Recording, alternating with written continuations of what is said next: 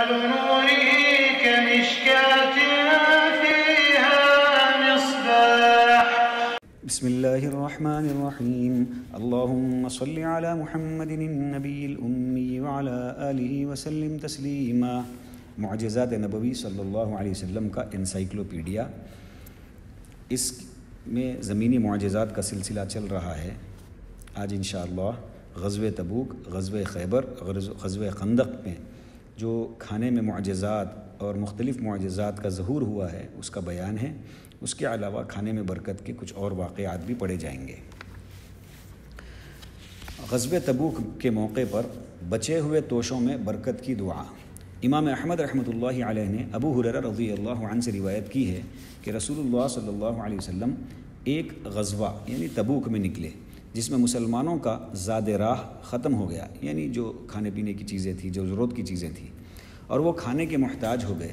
لوگوں نے رسول اللہ صلی اللہ علیہ وسلم سے اونٹ ذبح کرنے کی اجازت طلب کی. آپ صلی اللہ علیہ وسلم نے اجازت دے دی.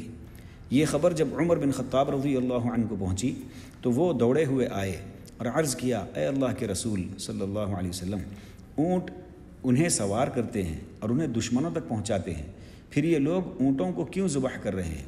اے اللہ کے رسول صلی اللہ علیہ وسلم، بچے ہوئے توشے میں اللہ تعالیٰ سے برکت کی دعا فرما دیجئے. آپ صلی اللہ علیہ وسلم نے فرمایا ٹھیک ہے.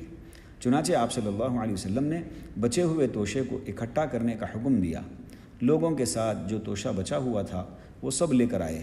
آپ صلی اللہ علیہ وسلم نے اکٹھا کر کے اس میں اللہ تعالیٰ سے برکت کی دعا مانگی اور ان کے برتنوں کو منگا کر بھر دیا اور بہت سا توشہ بچ رہا. پھر رسول اللہ صلی اللہ علیہ وسلم نے فرمایا، اشہد ان لا الہ الا اللہ و اشہد ان عبد اللہ و رسولہ. میں گواہی دیتا ہوں کہ اللہ کے سوا کوئی معبود برحق نہیں، اور میں گواہی دیتا ہوں کہ میں اللہ کا بندہ اور اس کا رسول ہوں. اور آگے فرمایا، اور جو کوئی بھی ان دونوں کلمات کی گواہی کے ساتھ بغیر شک کے اللہ سے ملے گا وہ جنت میں داخل ہوگا. امام مسلم و نسائی نے ابو بکر بن ابی نضر کے طریقے سے راستے سے اس حدیث کو روایت کیا ہے. حافظ ابو یعلا ابو ہریرہ یا ابو سعید رضی اللہ عنہ، یہ شک اعمش کو ہے کہ ان سے روایت کرتے ہیں کہ غزوہ تبوک میں لوگوں کو بھوک لاحق ہوئی. انہوں نے عرض کیا، اے اللہ کے رسول صلی اللہ علیہ وسلم، اگر آپ صلی اللہ علیہ وسلم ہمیں اجازت دیتے تو ہم اپنی اونٹنیوں کو ذبح کرتے اور ذبح کر کے کھاتے اور ان کی چربیوں سے تیل بناتے. آپ صلی اللہ علیہ وسلم نے فرمایا، کوئی بات نہیں، ایسا ہی کرو. اتنے میں عمر رضی اللہ عنہ آئے اور عرض کیا، یا رسول اللہ صلی اللہ علیہ وسلم، اگر ان لوگوں نے ایسا کیا تو سواری کے جانور کم ہو جائیں گے. البتہ آپ صلی اللہ علیہ وسلم ان کے بچے ہوئے توشے منگوائیں اور اس میں برکت کی دعا فرما دیں. امید ہے کہ اللہ تعالیٰ اس میں برکت عطا فرمائے. رسول اللہ صلی اللہ علیہ وسلم نے چمڑے کا فرش لانے کا حکم دیا. فرش لا کر بچھایا گیا. پھر آپ صلی اللہ علیہ وسلم نے لوگوں کے بچے ہوئے توشوں کو منگوایا. راوی کہتے ہیں کہ کوئی آدمی مٹھی بھر کھجور لاتا اور کوئی ایک دو ٹکڑا لے کر آتا. اس طرح فرش پر تھوڑا سا توشہ جمع ہو گیا. آپ صلی اللہ علیہ وسلم نے اس میں برکت کی دعا کی. پھر فرمایا کہ اپنے اپنے برتنوں میں رکھ لو. چنانچہ لوگوں نے اپنے اپنے برتنوں میں بھر لیا، یہاں تک کہ لشکر میں کوئی برتن خالی نہ رہا، اور کھا کر بالکل آسودہ ہو گئے اور کچھ بچ بھی گیا. رسول اللہ صلی اللہ علیہ وسلم نے فرمایا کہ میں گواہی دیتا ہوں کہ اللہ کے سوا کوئی معبود برحق نہیں، میں اللہ کا رسول ہوں. کوئی بھی بندہ ان دونوں کلمات کے اقرار کے ساتھ بلا شک و تردد اللہ تعالیٰ سے ملے گا تو وہ یقیناً جنت میں جائے گا. اور ایسے ہی امام مسلم نے سہل بن عثمان کے طریق سے اس کو روایت کیا ہے. دوسرا واقعہ لکھا ہے، غزوہ خیبر میں پانی اور کھانے میں برکت کا ظہور. حافظ ابو یعلا سلمہ بن الاکوع سے روایت کرتے ہیں کہ ہم لوگ غزوہ خیبر میں رسول اللہ صلی اللہ علیہ وسلم کے ہمراہ تھے. آپ صلی اللہ علیہ وسلم نے حکم دیا کہ ہم سب اپنا اپنا توشہ یعنی کھجور جمع کریں. آپ صلی اللہ علیہ وسلم ہمارے لیے ایک چمڑے کا فرش بچھایا جس پر ہم نے اپنے اپنے توشے پھیلا دیے. میں پھیل کر لمبا ہوا، پھر اس کو ناپا تو وہ بکری کے بیٹھنے کی جگہ کے مقدار میں تھا، جبکہ ہم 1400 آدمی تھے. چنانچہ ہم لوگوں نے کھایا. پھر میں لمبا ہو کر دیکھا اور اس کو ناپا تو وہ اتنا ہی تھا جتنی جگہ میں بکری بیٹھتی ہے، یعنی جتنا توشہ لوگوں کے پاس سے بچا ہوا تھا وہ فرش پر جب ڈالا گیا تو اس توشے کو انہوں نے ناپا۔ پھر رسول اللہ صلی اللہ علیہ وسلم نے فرمایا کیا کسی کے پاس وضو کا پانی ہے؟ ایک شخص اپنے برتن میں تھوڑا سا پانی لایا، آپ صلی اللہ علیہ وسلم نے اسے ایک پیالے میں انڈیل دیا۔ پھر ہم نے بہت فراوانی سے وضو کیا اور ہم 1400 آدمی تھے۔ سلمہ رضی اللہ عنہ کہتے ہیں کہ اس کے بعد چند لوگ آئے اور عرض کیا یا رسول اللہ صلی اللہ علیہ وسلم کیا وضو کا پانی ہے؟ آپ صلی اللہ علیہ وسلم نے فرمایا کہ وضو کا پانی ختم ہو گیا۔ اور اس حدیث کو امام مسلم نے احمد بن یوسف ازدی کے طریق سے روایت کیا ہے۔ ایک اور واقعہ یہاں پر خندق کا ہے۔ خندق کی کھدائی میں معجزات کا ظہور۔ محمد بن اسحاق بیان کرتے ہیں کہ مجھ سے حدیث بیان کی گئی کہ نعمان بن بشیر کی بہن بشیر بن سعد کی لڑکی نے کہا کہ میری ماں عمرہ بنت رواحہ نے مجھے بلایا اور میرے کپڑے میں مجھے ایک لپ بھر کر کھجور دے کر کہا، ایک لپ کہتے ہیں دونوں ہاتھوں کو ملانے سے، دونوں ہتھیلیوں کو ملانے سے جو ہوتا ہے، ایک لپ بھر کھجور دے کر کہا اے بیٹی تم اسے اپنے والد اور ماموں عبداللہ بن رواحہ کے دوپہر کے کھانے کے لیے جاؤ، تم اسے اپنے والد اور ماموں عبداللہ بن رواحہ کے دوپہر کے کھانے کے لیے لے جاؤ۔ نعمان بن بشیر کی بہن کہتی ہیں کہ میں اسے لے کر چلی تو میرا گزر رسول اللہ صلی اللہ علیہ وسلم کے پاس سے ہوا۔ میں اپنے والد اور ماموں کو تلاش کر رہی تھی۔ رسول اللہ صلی اللہ علیہ وسلم نے کہا اے بیٹی یہاں آؤ، تمہارے ساتھ یہ کیا ہے؟ میں نے جواب دیا اے اللہ کے رسول صلی اللہ علیہ وسلم یہ کچھ کھجور ہے جسے میری ماں نے میرے والد بشیر بن سعد اور میرے ماموں عبداللہ بن رواحہ کے لیے دوپہر کے کھانے کے طور پر بھیجا ہے۔ آپ صلی اللہ علیہ وسلم نے کہا اسے مجھے دو۔ میں نے اسے رسول اللہ صلی اللہ علیہ وسلم کی دونوں ہتھیلیوں میں رکھ دیا اور آپ صلی اللہ علیہ وسلم کی دونوں ہتھیلیاں نہیں بھری، یعنی اس قدر کم کھجوریں تھیں۔ پھر آپ صلی اللہ علیہ وسلم کے حکم سے ایک کپڑا بچھایا گیا، آپ نے اس پر کھجور پھیلا دی۔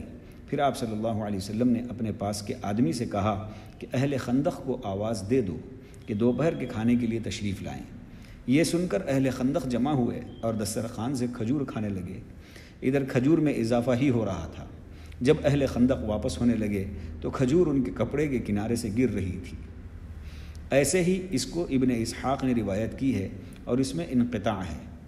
امام بیہقی نے اسی طریقے سے اس حدیث کو روایت کیا ہے، نیز انہوں نے ایک دوسرے طریق سے بھی روایت کیا ہے۔ ابن اسحاق سلمان فارسی رضی اللہ عنہ سے بیان کرتے ہیں کہ میں نے خندق کے ایک کنارے میں کھدائی کی تو وہاں ایک سخت چٹان تھی جو مجھ سے نہیں ٹوٹ رہا تھا اور رسول اللہ صلی اللہ علیہ وسلم مجھ سے قریب ہی تھے۔ جب آپ صلی اللہ علیہ وسلم نے مجھے چٹان توڑتے ہوئے دیکھا اور جان لیا کہ یہ میرے بس کا نہیں ہے تو اترے اور کدال میرے ہاتھ سے لے لیا، پھر اس پر ایک کاری ضرب لگائی جس سے کدال کے نیچے سے ایک بجلی چمکی، پھر دوسری دفعہ ضرب لگائی تو اس بار بھی اس کے نیچے سے بجلی چمکی، پھر تیسری دفعہ آپ صلی اللہ علیہ وسلم نے اس پر ضرب لگائی، اس مرتبہ بھی چمک نکلی۔ سلمان فارسی رضی اللہ عنہ کہتے ہیں کہ میں نے عرض کیا اے اللہ کے رسول صلی اللہ علیہ وسلم میرے ماں باپ آپ پر قربان، جب آپ صلی اللہ علیہ وسلم پتھر کو توڑ رہے تھے تو میں نے کس چیز کی چمک دیکھی؟ آپ صلی اللہ علیہ وسلم نے فرمایا اے سلمان کیا تم نے چمک دیکھ لی؟ میں نے عرض کیا کہ ہاں۔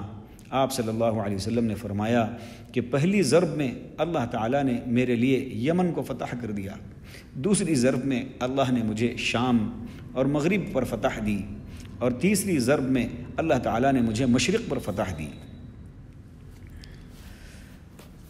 آگے ایک اور واقعہ لکھا ہے، جابر رضی اللہ عنہ کی کھجور میں برکت اور ان کے والد کے قرض کی ادائیگی۔ امام بخاری رحمۃ اللہ علیہ جابر رضی اللہ عنہ سے بیان کرتے ہیں کہ میرے والد کا انتقال ہو گیا اور وہ مقروض تھے یعنی قرض دار تھے۔ میں نبی کریم صلی اللہ علیہ وسلم کے پاس آیا اور عرض کیا میرے ماں باپ نے قرضہ چھوڑا ہے اور کھجور کے باغ کی پیداوار کے علاوہ میرے پاس کچھ نہیں ہے، اور چند سالوں کی پیداوار اور قرض کی ادائیگی کے لیے کافی نہیں ہے۔ آپ صلی اللہ علیہ وسلم میرے ساتھ تشریف لے چلیں تاکہ آپ کو دیکھ کر قرض خواہ لوگ مجھ کو برا بھلا نہ کہیں گے۔ آپ صلی اللہ علیہ وسلم تشریف لے گئے اور کھجور کے ڈھیروں میں سے ایک ڈھیر کے چاروں طرف چکر لگایا اور دعا کی، پھر دوسرے ڈھیر کے چاروں طرف چکر لگا کر اس پر بیٹھ گئے اور فرمایا لو کھجور نکالو۔ چنانچہ سب کا قرضہ ادا ہو گیا اور جتنی کھجور قرض خواہوں کو دی گئی اتنی بچی کی بچی رہ گئی۔ یہ حدیث حضرت جابر رضی اللہ عنہ سے متعدد طرق سے بہت سے الفاظ کے ساتھ مروی ہے، اور اس کا حاصل یہ ہے کہ رسول اللہ صلی اللہ علیہ وسلم کی برکت سے ایسا ہوا، کیونکہ آپ صلی اللہ علیہ وسلم نے ان کے لیے دعا کی، ان کے باغ میں چل کر گئے اور ان کے کھجور کے ڈھیر پر بیٹھے، چنانچہ اللہ تعالیٰ نے ان کے والد کا قرضہ ادا کر دیا جو جنگ احد میں قتل کر دیے گئے تھے، جبکہ جابر رضی اللہ عنہ کو اپنے والد کے قرض کی ادائیگی کی امید نہ اس سال تھی اور نہ اس سال کے بعد، اور قرض کی ادائیگی کے باوجود کھجور بچی رہ گئی جس کی وہ امید نہ رکھتے تھے، وللہ الحمد۔ ایک اور واقعہ ہے سلمان رضی اللہ عنہ کے قرض کی ادائیگی میں برکت کا ظہور۔ امام احمد رحمۃ اللہ علیہ نے سلمان رضی اللہ عنہ سے روایت کی ہے کہ جب سونے کا چھوٹا ٹکڑا قرض ادا کرنے کے لیے آپ صلی اللہ علیہ وسلم نے مجھے دیا تو میں نے عرض کیا، اے اللہ کے رسول صلی اللہ علیہ وسلم، بھلا اس ٹکڑے سے اپنا اتنا سارا قرض کیسے ادا کر سکوں گا؟ یہ سن کر آپ صلی اللہ علیہ وسلم نے اس ٹکڑے کو لے کر اپنی زبان پر گھمایا، پھر فرمایا، یہ لو اور اس سے قرض خواہوں کا قرضہ ادا کرو۔ میں نے اسے لیا اور اس سے لوگوں کا 40 اوقیہ قرض ادا کیا۔ امام احمد رحمۃ اللہ علیہ نے اس کو اپنی مسند جلد 5 صفحہ نمبر 441 میں حضرت سلمان رضی اللہ عنہ کی ایک طویل حدیث میں بیان کیا ہے۔ ایک اور واقعہ ہے حضرت ابو ہریرہ رضی اللہ عنہ کے توشہ دان کی کھجور میں برکت کا ظہور۔ امام احمد رحمۃ اللہ علیہ نے ابو ہریرہ رضی اللہ عنہ سے روایت نقل کی ہے کہ میں ایک دن رسول اللہ صلی اللہ علیہ وسلم کے پاس چند کھجوریں لے کر آیا اور عرض کیا، آپ صلی اللہ علیہ وسلم ان میں برکت کی دعا فرما دیں۔ آپ صلی اللہ علیہ وسلم نے کھجوروں کو اپنے سامنے ترتیب وار رکھ دیا، پھر مجھے بلا کر فرمایا، ان کھجوروں کو توشہ دان میں رکھ دو اور اپنا ہاتھ داخل کرو اور مت بکھیرو۔ ابو ہریرہ رضی اللہ عنہ کہتے ہیں کہ میں نے اس سے اتنا وسق اللہ کی راہ میں خرچ کیا اور ہم کھاتے کھلاتے رہے، اور وہ توشہ دان میری کمر ہی میں برابر بندھا رہا، لیکن جب عثمان رضی اللہ عنہ شہید ہوئے تو وہ میری کمر سے گر کر گم ہو گیا۔ امام ترمذی نے بھی اس کو روایت کیا ہے اور کہا ہے کہ یہ حدیث اس سند سے حسن غریب ہے۔ دلائل النبوہ میں امام بیہقی نے ایک روایت نقل کیا ہے جو ابو ہریرہ رضی اللہ عنہ سے مروی ہے کہ رسول اللہ صلی اللہ علیہ وسلم ایک غزوے میں تھے، آپ صلی اللہ علیہ وسلم کو کھانے کی ضرورت محسوس ہوئی تو پوچھا، اے ابو ہریرہ، تمہارے پاس کچھ کھانے کو ہے؟ میں نے جواب دیا، میرے توشہ دان میں کچھ کھجور ہے۔ آپ صلی اللہ علیہ وسلم نے فرمایا، اس کو لاؤ۔ میں توشہ دان لایا تو آپ صلی اللہ علیہ وسلم نے فرمایا، چمڑے کا فرش لاؤ۔ میں نے چمڑے کا فرش لا کر بچھا دیا۔ آپ صلی اللہ علیہ وسلم نے اس میں اپنا ہاتھ داخل کیا اور کھجوروں کو اپنے ہاتھ میں لیا جن کی تعداد 21 تھی، 21۔ پھر آپ صلی اللہ علیہ وسلم ہر ایک کھجور کو زمین پر رکھتے رہے اور بسم اللہ پڑھتے رہے، یہاں تک کہ آخری کھجور پر بھی ایسے ہی بسم اللہ پڑھا، اور کھجور کو جمع کر کے فرمایا، فلاں اور اس کے ساتھیوں کو بلاؤ۔ وہ آ کر کھائے اور آسودہ ہو کر نکل گئے۔ پھر آپ صلی اللہ علیہ وسلم نے فرمایا، فلاں اور اس کے ساتھیوں کو بلاؤ۔ وہ بھی آسودہ ہو کر کھائے اور چلے گئے۔ پھر آپ صلی اللہ علیہ وسلم نے فرمایا، فلاں اور اس کے ساتھیوں کو بلاؤ۔ وہ بھی کھا کر آسودہ ہو کر کھائے، وہ بھی آ کر آسودہ ہو کر کھائے اور نکل کر چلے گئے۔ پھر آپ صلی اللہ علیہ وسلم نے فرمایا، فلاں اور اس کے ساتھیوں کو بلاؤ۔ اس کے بعد بھی کھجوریں بچی رہ گئیں۔ پھر آپ صلی اللہ علیہ وسلم نے مجھ سے فرمایا، بیٹھ جاؤ۔ میں بیٹھ گیا۔ پھر ہم دونوں نے کھایا اور ایک کھجور باقی رہ گئی تو میں نے اسے توشہ دان میں رکھ لیا۔ رسول اللہ صلی اللہ علیہ وسلم نے مجھ سے فرمایا، اے ابو ہریرہ، جب تمہیں کھانے کا ارادہ ہو تو اس میں اپنا ہاتھ داخل کرنا اور اس میں سے ضرورت کے مطابق لے لینا، اور اسے مت پلٹنا ورنہ وہ تم پر پلٹ جائے گا۔ حضرت ابو ہریرہ رضی اللہ عنہ کہتے ہیں کہ اس کے بعد میں جب بھی کھجور کھانے کا ارادہ کرتا تو اپنا ہاتھ اس توشہ دان میں داخل کرتا۔ میں نے اللہ کی راہ میں اس سے 50 وسق کھجور خرچ کیا۔ وہ توشہ دان میرے کجاوے کے پیچھے لٹکا رہتا تھا، لیکن حضرت عثمان رضی اللہ عنہ کی شہادت کا حادثہ پیش آیا تو وہ کھو گیا۔ امام احمد رحمۃ اللہ علیہ ابو ہریرہ رضی اللہ عنہ سے روایت کرتے ہیں کہ رسول اللہ صلی اللہ علیہ وسلم نے مجھ کو کھجور دیا تو میں نے اسے ایک بڑی تھیلی میں رکھ لیا اور اسے گھر کی چھت سے لٹکایا۔ ہم برابر اس سے کھاتے رہے، لیکن جب اہل شام نے مدینے پر حملہ کیا تو وہ گم ہو گیا۔ امام احمد رحمۃ اللہ علیہ اس کو روایت کرنے میں منفرد ہیں۔